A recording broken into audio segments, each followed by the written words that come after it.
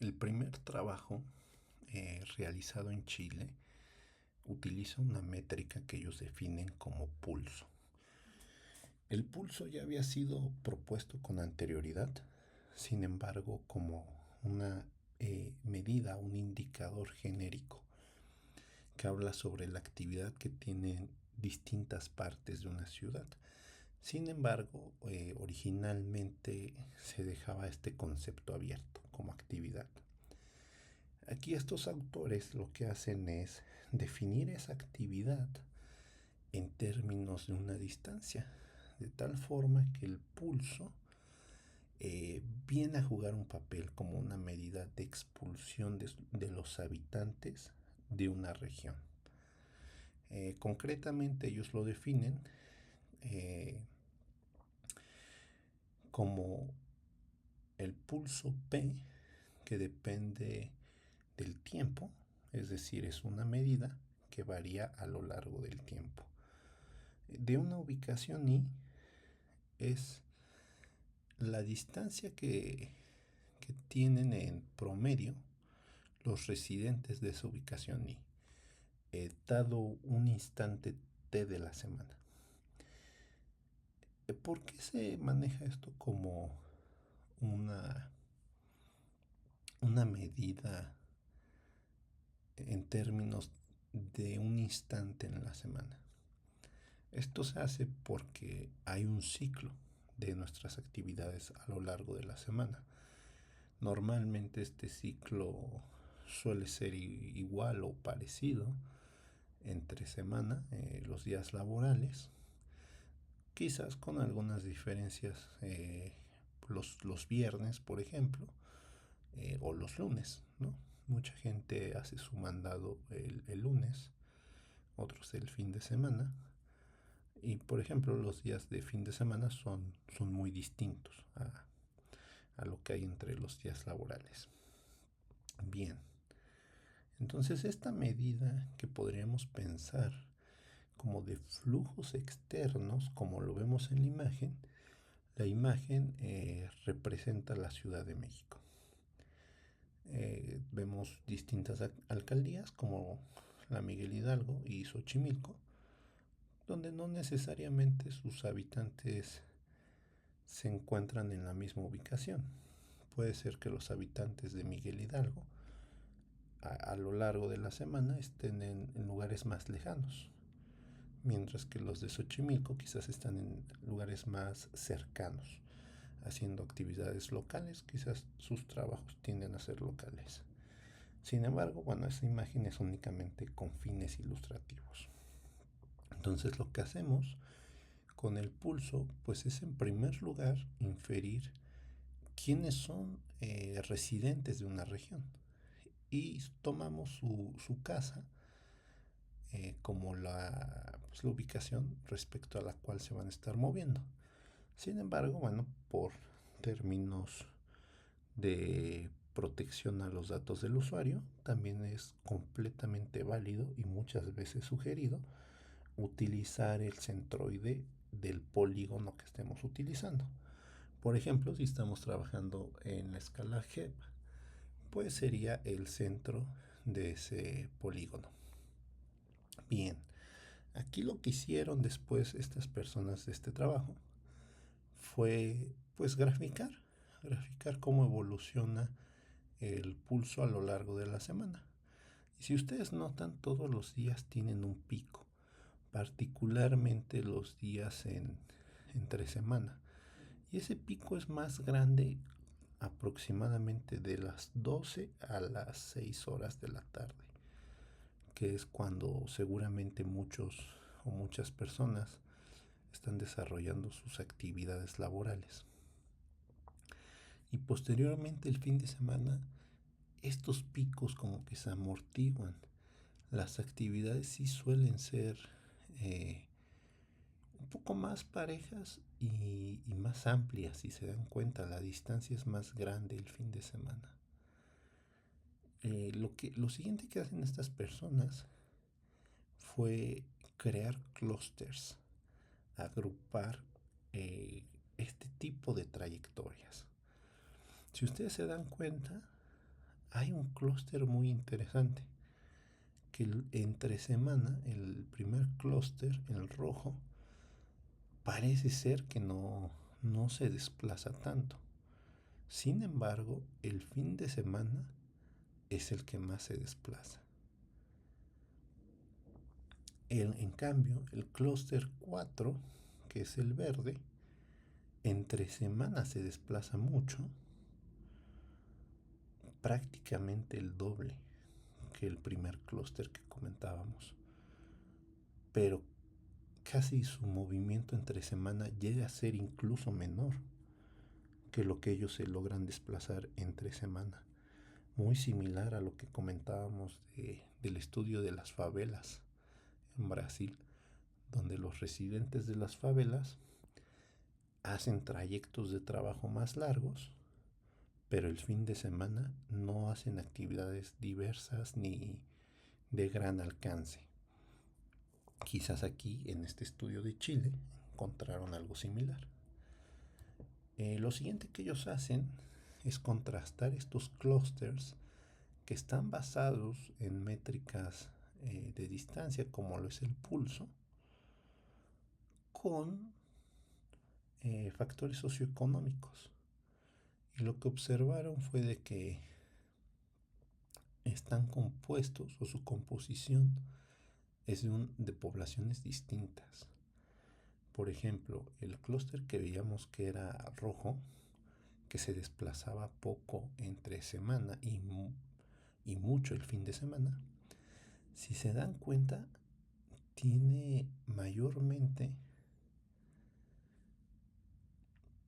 economías altas, si se dan cuenta, que vendría a ser... No, disculpen, lo estaba leyendo mal. Lo que nosotros aquí observamos son los niveles socioeconómicos. ¿Ok? El ABC representa economías pues de mucho poder adquisitivo. Y a medida que aumentamos, por ejemplo el C2, son economías un poco de dinero, pero más desventajadas. Por ejemplo, la economía de ella pues son personas que quizá enfrentan limitaciones económicas. Y finalmente en la E pues serán personas que sí tienen muchos problemas por cuestiones de dinero. Y si ustedes observan, en este grupo, la mayor cantidad de personas pertenece al clúster 4. O sea, es decir, las personas o el estrato socioeconómico más desventajado presenta personas que se mueven más entre semana y menos el fin de semana. Y si lo comparamos con los grupos más aventajados, lo que observamos es que hay más presencia del clúster o de los clústers que tienden a moverse más el fin de semana, pero menos entre semana. Y finalmente, bueno, ellos lo contrastan ya a nivel ciudad. Hacen esta gráfica donde se puede ver, por ejemplo, que las zonas pues eh, más desventajadas sí parece que se relacionan con los clústeres, ¿verdad? Bien, ahora vamos a ver del artículo de Río de Janeiro otra medida que ellos usan. Esta vez ya no trabajan ellos con medidas de flujos que salen de un área. Ahora son flujos entrantes a un área, como lo es el radio de atracción, que tiene una definición relativamente similar al pulso. En el radio de atracción, lo que se estudia es cuál es la distancia promedio que recorren las personas que están visitando un lugar dado un instante.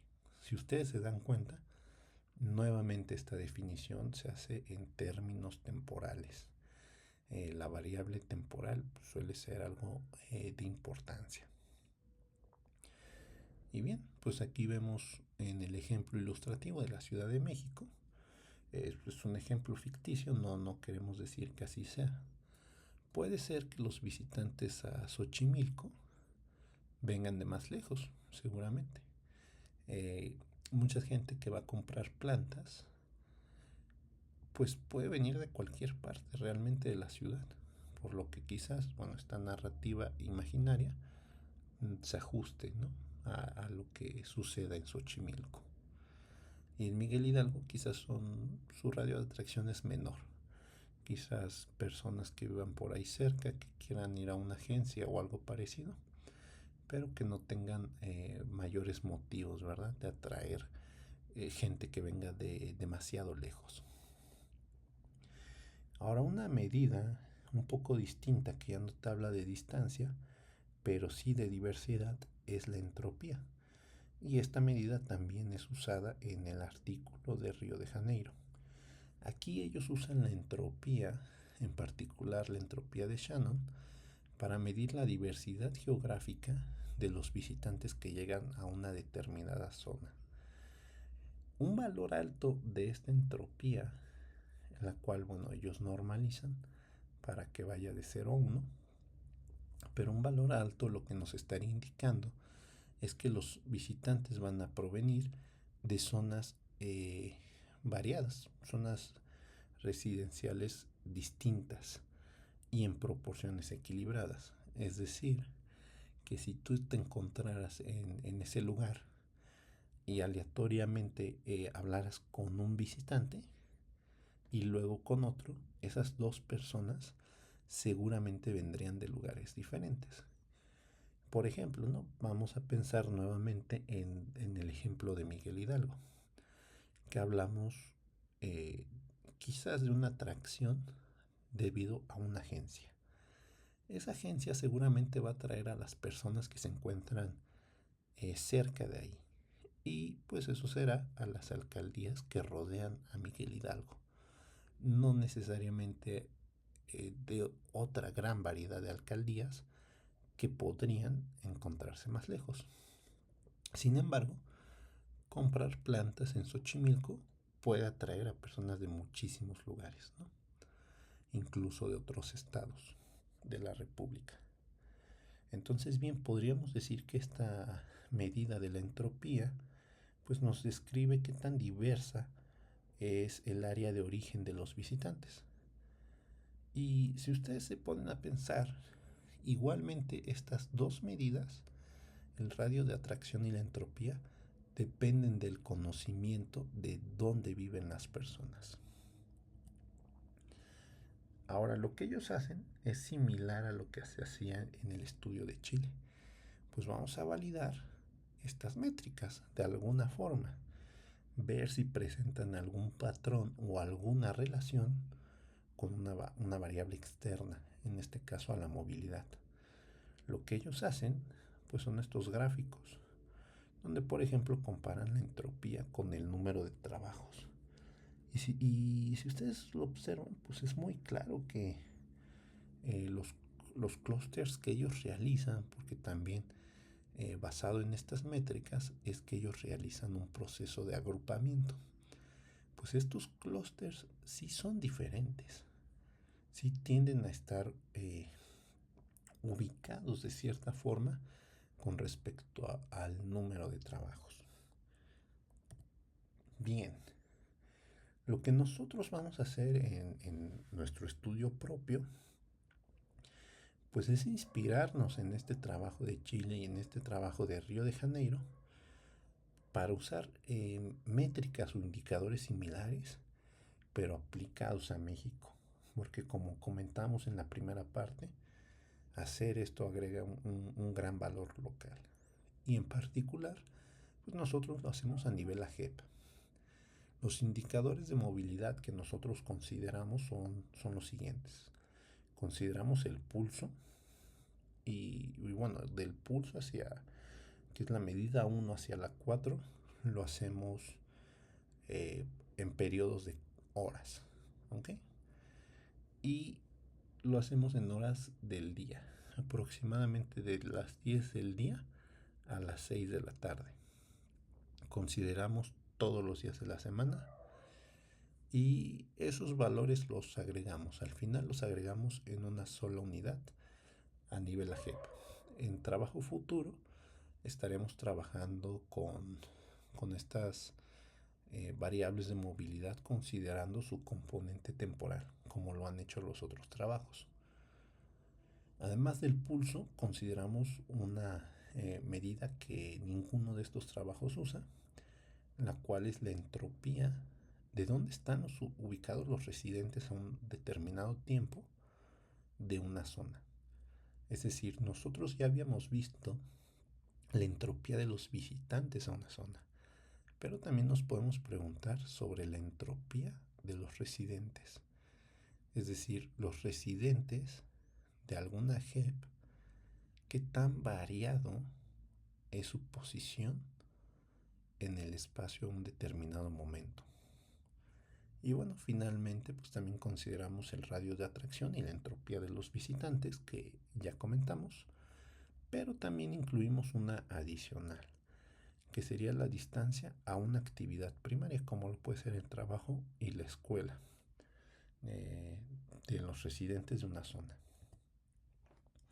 Nosotros, pues como ya lo dijimos, vamos a trabajar con datos de movilidad de GPS, es decir, no como el otro tipo de datos que hablábamos, que son datos basados en torres de telefonía móvil. Nosotros trabajamos con datos de GPS del dispositivo. Y los datos que tenemos son de la Ciudad de México y son proporcionados por una compañía que se dedica a la venta de datos que se llama Veracet. El periodo de análisis por el cual estamos empezando son datos de antes de COVID, del 1 de enero del año 2020 al 20 de marzo. Estos son 3 días antes de las medidas de la sana distancia que fueron el 23 de marzo.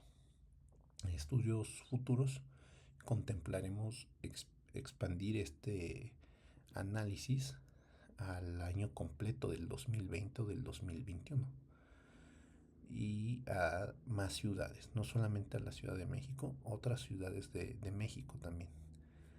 Ahora bien, en este periodo de tiempo, en la Ciudad de México, tenemos una gran cantidad de dispositivos, casi 7 millones. Sin embargo, estos datos o estos dispositivos pues, no tienen la misma calidad todos. Hay dispositivos que tienen 1, 2 o 3 registros por día únicamente. Estos, bueno, son registros que cubren aproximadamente la mitad de los datos y que pues tristemente no nos pueden contribuir a lo que nosotros queremos hacer. Bien, esta diapositiva puede ser un poco pesada a primera vista, pero únicamente vamos a hablar de cómo es que hicimos la inferencia del hogar y del trabajo o la escuela o la actividad primaria. Bien, esta parte igual cabe decir que filtra la mayor cantidad de dispositivos porque poder inferir la localización del hogar de una persona requiere múltiples datos de múltiples noches.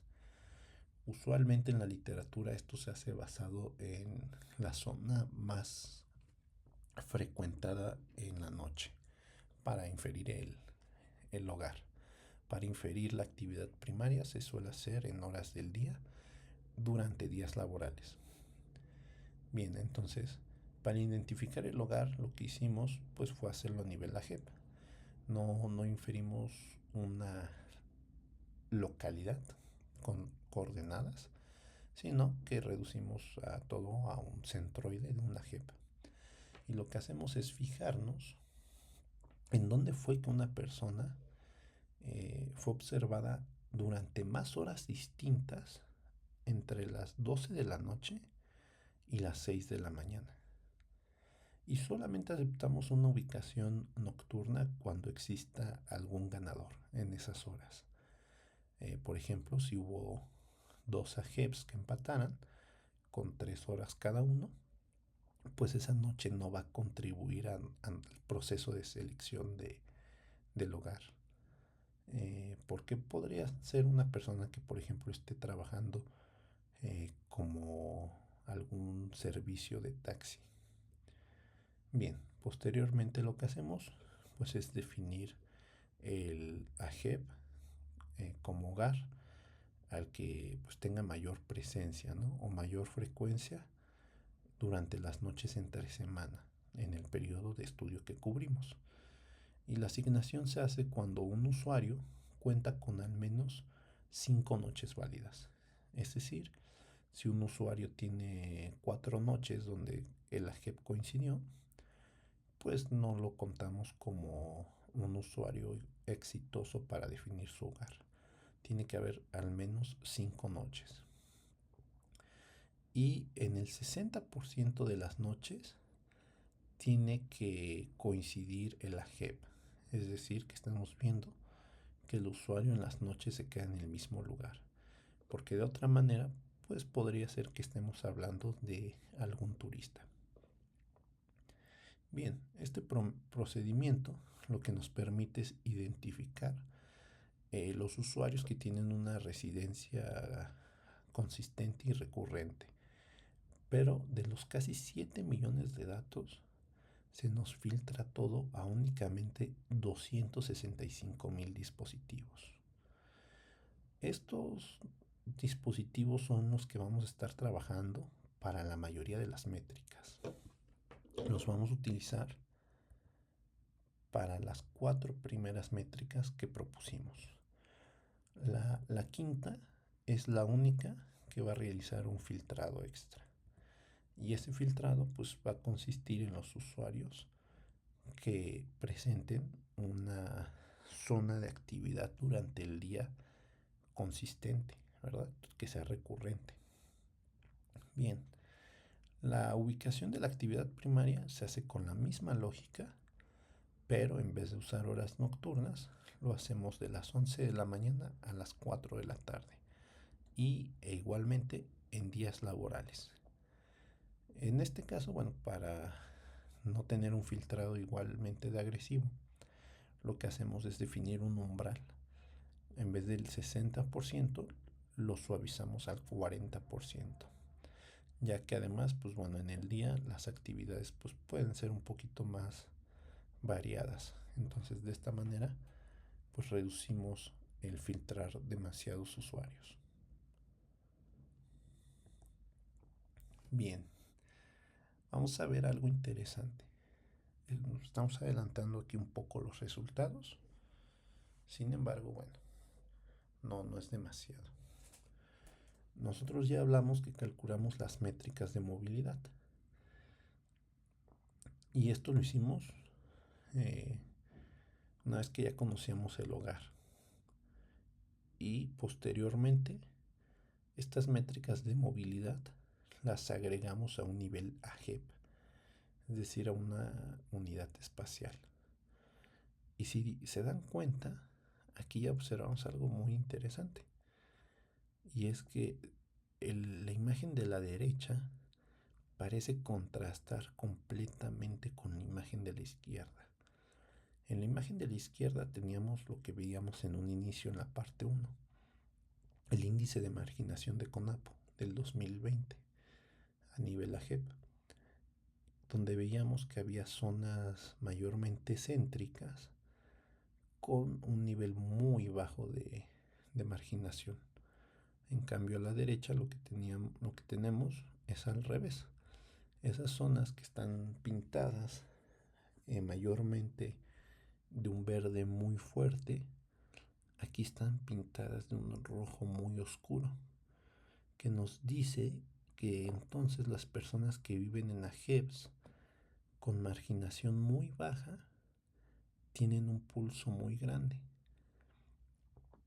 Es decir, la gente que tiene mayores recursos se mueve más lejos, tiene esa capacidad de poderse desplazar más lejos. Sin embargo, ojo, algo aquí muy importante, como comentábamos, que distinguen otros trabajos, tenemos que distinguir entre la movilidad rutinaria o general respecto a la movilidad de trabajo, ya que son cosas distintas. No podemos decir que necesariamente la movilidad que hacemos en nuestro día sea únicamente por escuela o por trabajo. Y pues bueno, también vemos que hay una consistencia con las zonas de muy alta marginación o de alta marginación.